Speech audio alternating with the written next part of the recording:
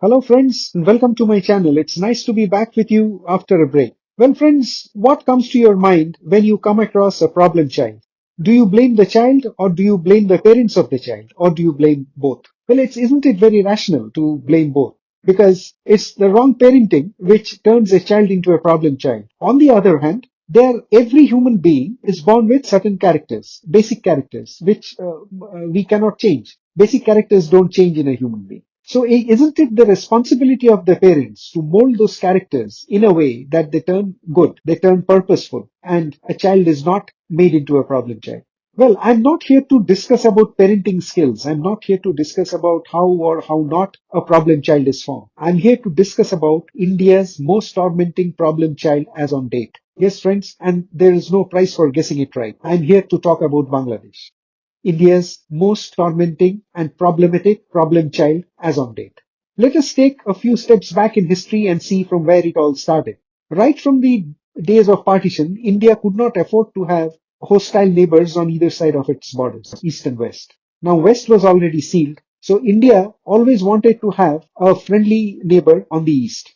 And over a period of time, especially after the 1965 war, circumstances started falling in India's favor. The huge deprivation which the people of East Pakistan faced from their counterparts in the West, the continuous torture and ill treatment of the people of East Pakistan by the West resulted in a huge resentment amongst the people of East Pakistan. And especially when West tried to impose Urdu on them, that was the flashpoint. Now, this is all a part of history which all of us know. So India took advantage of this and we showed interest and we started, playing our own political game into this. Mujibur Rahman, who was the leader of the opposition in East Pakistan, was denied his due role as a prime minister even after winning an election. And that was the end of story. Mujibur Rahman organized a huge mass revolt. And India thought that this could be the best chance for it to capitalize on the situation. We started aiding the rebels of East Pakistan with arms. We trained them. We gave them logistic support, everything that could happen. And they took the fight to the army of the West.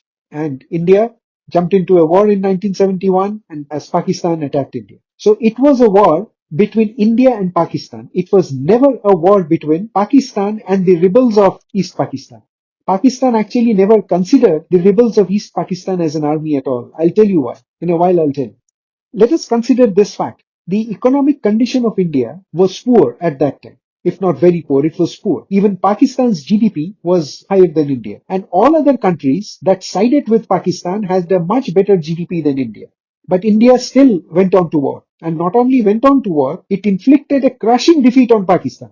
A defeat which is recorded in world history as one of the biggest defeats in a shortest battle. A battle which was over in just about a fortnight. 93,000 prisoners of war was taken.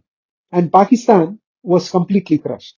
But how could India get into this war? India got into the war with a very strong support and cooperation from the erstwhile USSR. It was USSR's intervention that USA could not advance with its 7th Fleet in the Indian Ocean. It was under a strict directive from USSR that China stayed out of the war and India won. Indian army, we lost 20,000 of our trained soldiers in this battle. And what did we win? We won East Pakistan from West Pakistan. We reinstated Mujibur Rahman as the head of state of Bangladesh as it was called. But what was our takeaway? Any major takeaways from this war that we won? And the unconditional surrender which Pakistani army was subjected to?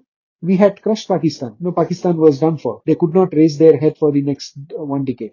So where did we stand? We had everything in our favor. We had formed a country. We had defeated our worst enemy. And what we did in return, we exchanged bouquets, we distributed laddus, and we happily walked out with all the glory in our heads. Isn't it? Now, is this kind of a unselfish act rewarded in history? It is never rewarded. And look where we stand today. What India wants to know, what the people of India wants to know today is that despite having all these situations in our favor, what kind of agreements did we sign with Bangladesh in 71 that did not protect the Hindu minorities of Bangladesh, that did not widen our chicken neck, that did not ensure that our borders with Bangladesh were secured, that did not ensure that the Islamic fundamentals would not raise its head against India in years to come? What kind of treaty was signed? What did we take away from this war that we fought? A war in which our economy was compromised. Bangladesh had nothing to lose. We created that country. We shed our blood. We reinstated Mujibur Rahman as the head of state. And then what happened? We let things go. We allowed Bangladesh to grow in its own way. Did we forget that Mujibur Rahman was not a secular person? Leave alone his political aspirations. He was not a secular person. Didn't our political leaders know that in the Great Calcutta killings, Mujibur Rahman had a substantial role to play? So what did we expect? That he would secure the lives of the Hindu minorities in Bangladesh? On what grounds did our leaders think of this? Or did they at all think of it? Or they just let it go? It escaped their attention. And subsequently, what happened? Mujibur Rahman was assassinated in a coup that happened on 15th of August. General Ziaur Rahman annexed the powers. And from then on, the anti-India tirade of Bangladesh started. Ziaur Rahman was anything but pro-India. He started creating problems for India in whichever way it was possible for him. Ziaur Rahman was removed in a coup by Muhammad Ershad. And what did Muhammad Ershad do? He turned Bangladesh into an Islamic state. Bangladesh was formed as a secular state.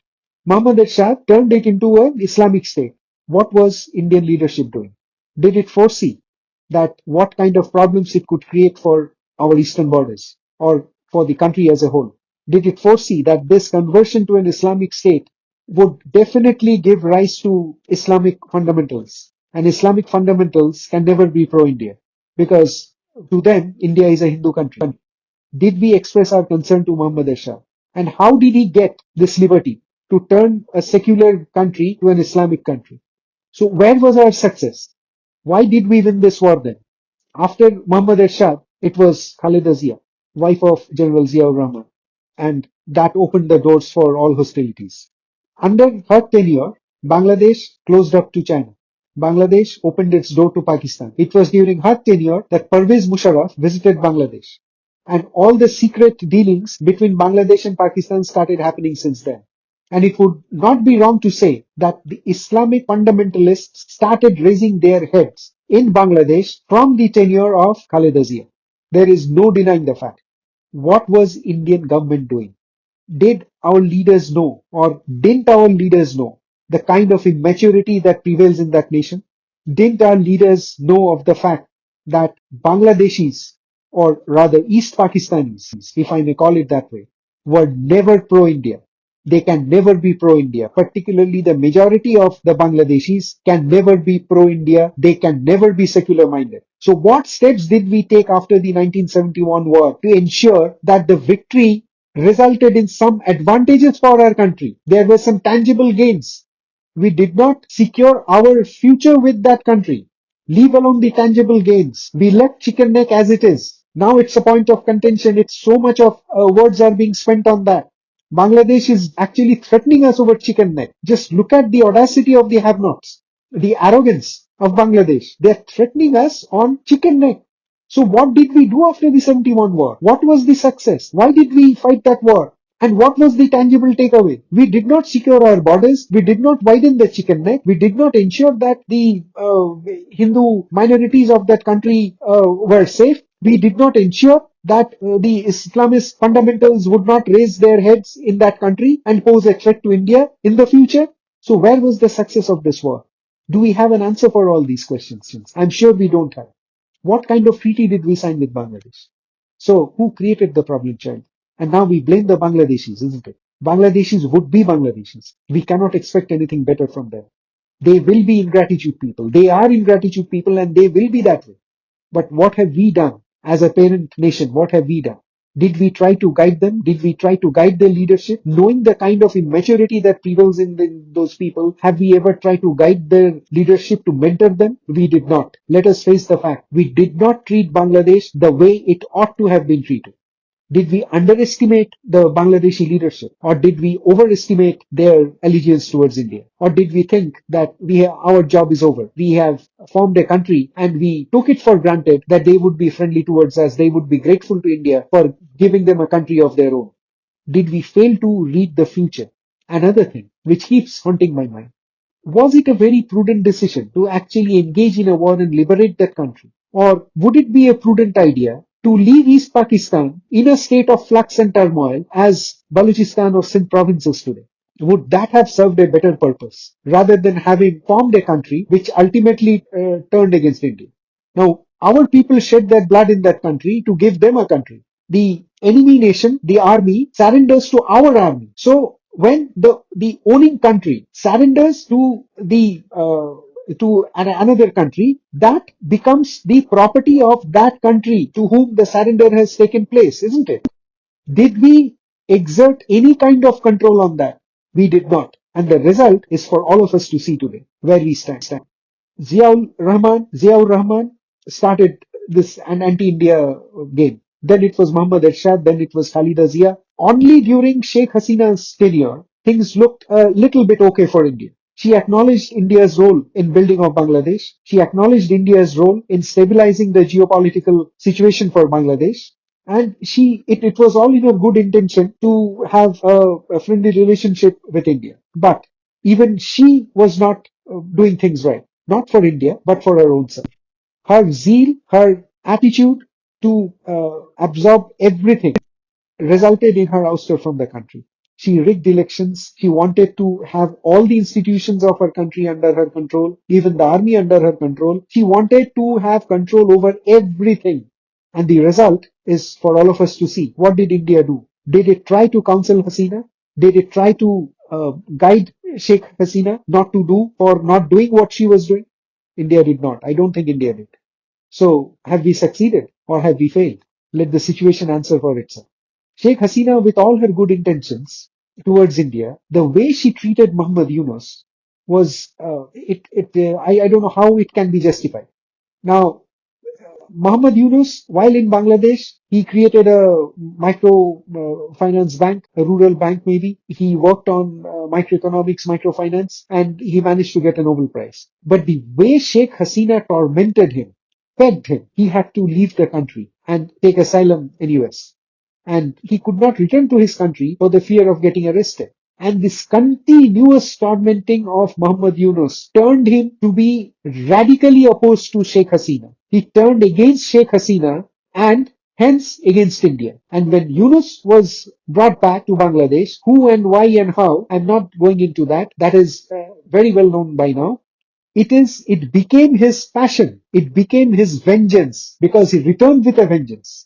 And it became his objective of life to prove that whatever Hasina did for the country was wrong, including her allegiance towards India. And here we are with how things stand today. Muhammad Yunus being a publicity freak person, he loves being publicized. He loves being showcased in powerful circles. He is doing what he could do best. Just look at how he is creating problems for in India on the pretext that India has given shelter to Sheikh Hasina. On that pretext, he is doing all this. He has teamed up with Pakistan. He's even on the verge of signing a defense pact with Pakistan. Can you imagine this? A country which tortured his people to death barely 50 years back. He's now shaking hands with them. They're calling each other brothers. And he's on the verge of signing a defense pact with them. He's getting his army trained by the Pakistani army. He has opened his doors to Pakistani intelligence. He has allowed the terrorist groups of Pakistan to open their base in Bangladesh so that they could infiltrate in India from the eastern borders and create problems for India. Can we absolve our responsibility in the entire situation as on date? Who created a monster of Yunus? Hasina created. Let us face the fact. And who could have checked Hasina? Who else could have checked Hasina rather than India? India did not check her. India did not guide her. And see what we are paying to. So friends, my point is, my question is to all of you who have been patiently with me, who have been with me for so long. Did we really succeed in our plans of forming Bangladesh? Was it a success? I'm in doubts. Trust me, I am not very sure. Because we failed to assess the leaders of Bangladesh. We failed to assess the people of Bangladesh. And we did not treat Bangladesh the way they deserve to be treated. It's our failure, my friends, no one else's. No one prevented India from doing whatever was needed to be done, but we did not do it. I don't think it was an oversight. It was probably indifference. It was probably a case of taking things for granted, a bit too much for granted. And we are where we are today. Bangladesh is threatening us over chicken neck. And there are words going on the rounds of a retaliation. My question is, why would even things come to this stage when a parent country like India would even have to think of a retaliation against a country which was formed by India? It would take our Air Force barely 10 minutes to cross the country, to cross Bangladesh, border to border. So retaliation, military retaliation is something which better not to be discussed. So did we make the people or the government or the political leadership of Bangladesh understand a simple fact that since we created them, we can also destroy them? I think our chief of army staff once probably made a statement something like this. But has it really gone down the hierarchy of Bangladesh? I don't think. But why should things come to even this state where we may even talk about retaliation? You forget retaliating. But why would even this kind of a situation come? That was not the objective of winning the 1971 war, isn't it? Or rather, fighting the 1971 war.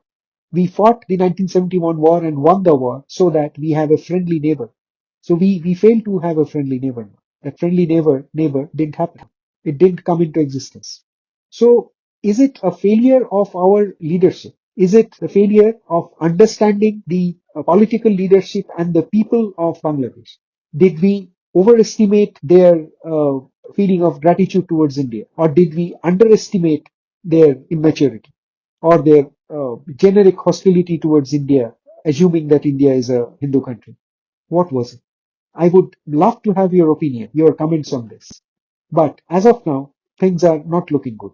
At least till the elections are over, maybe after the elections are over in February, maybe things may change a little. Maybe this anti-India frenzy may dilute a little bit. But it would be foolishness to accept that Bangladeshis would be friends of India. They would never ever be friends to India because a huge chunk of the Bangladeshi population and the leadership also believes that it was a mistake to split away from Pakistan. And whatever India did was solely and entirely in India's interest. They do not acknowledge the fact that India brought their country into existence. It is because of India that they have a country in their name. They have a national flag. They do not acknowledge this. Ingratitude can't be more than this. It's heights of ingratitude, but it is there. And this is what Bangladeshis are probably known for, which our leadership, our governments, successive governments since 71 probably have failed to read. And it is we who are facing the brunt of. So friends, now having come almost towards the end of this video, let me tell you why I made it in English. I made it in English because it's not only a concern for Bengal or the Bengalis. This turbulent condition of Indo-Bangla relationship, the state of Indo-Bangla relationship is almost like a cyclone, and it is affecting the entire nation. No matter how much busy you are with work, how much of anxiety you have, how much of workload you have, it cannot be denied that this particular aspect of this Indo-Bangla relationship is occupying a part of our mind and it is definitely disturbing our peace of mind. So I wanted this to reach out to all those people, those who do not understand Bengali. That's the reason why I did not make this video in Bengali, I made it in English. Maybe there are a few points with which some of you may be in sync. Maybe I have made certain points which you might not have thought in that way. Maybe it may, encourage you to think in a different way now. So if it sounds good to you, please feel free to comment. I would urge you to please put your comments and share your ideas on this because it's a debatable topic. It's a hugely debatable topic. It's a political topic. And it cannot be just a one-sided monologue. I would love to have your comments. And finally, just let me tell you something, friends. Whenever something happens, it always happens for a reason. Nothing happens without a reason. And it always takes two to tango. Let's not forget this. So while we sacrificed, we shed our blood for another country, for another nation rather, to create an independent country, it is we who suffered. And why we suffered? I would like to put it as a lack of foresightedness on the part of our political leadership. Why I say this so strongly is because I remember a statement of our Field Marshal Sam Manekshaw after the 71 war. After we won the war, Field Marshal Sam Manekshaw went up to our Prime Minister, Mrs. Indira Gandhi, and then Prime Minister, and he said, well, Mrs. Gandhi, now you have two Pakistans on either side of our border. just look at his foresightedness, how correct and how authentic his statement was. So this says it all. What he could foresee as a field marshal, unfortunately, our political leadership could not. In these 50 years, we have failed. We have failed to control or to orient a country towards us for our benefit, for our advantage in the last 50 years. I call it nothing else but a failure. And we are reaping the result of it. There are no benefits, trust me. We haven't been benefited. So we have almost come to the end of it, my friends. Thank you very much for being with me. I truly appreciate your patient ears, and it was really nice talking to you after a break. And I hope you have liked my views on the topic. And if you have liked it, do like and share. And also, please do not forget to put your comments on this. And if you like the content of my channel, please do subscribe and press on the bell icon for more interesting contents in the future. It actually inspires me. It motivates me when I get a like from you, when I get to hear your comments. Because, Wide Angle is a channel which you might have observed that it talks about various things which are not very common in today's it's not actually, it doesn't follow any particular silo. I try to talk about various topics. So your comments, your likes, and your subscription definitely encourages me to take things forward. Please do subscribe to my channel and do not hesitate or forget to click on the bell icon for more interesting topics in the future. Thank you once again, my friends. Wishing you a very happy new year, 2026. I hope India rises to the pinnacle of glory, and I hope good sense will prevail in our neighbors and we will have a peaceful subcontinent. Thank you very much once again. God bless you.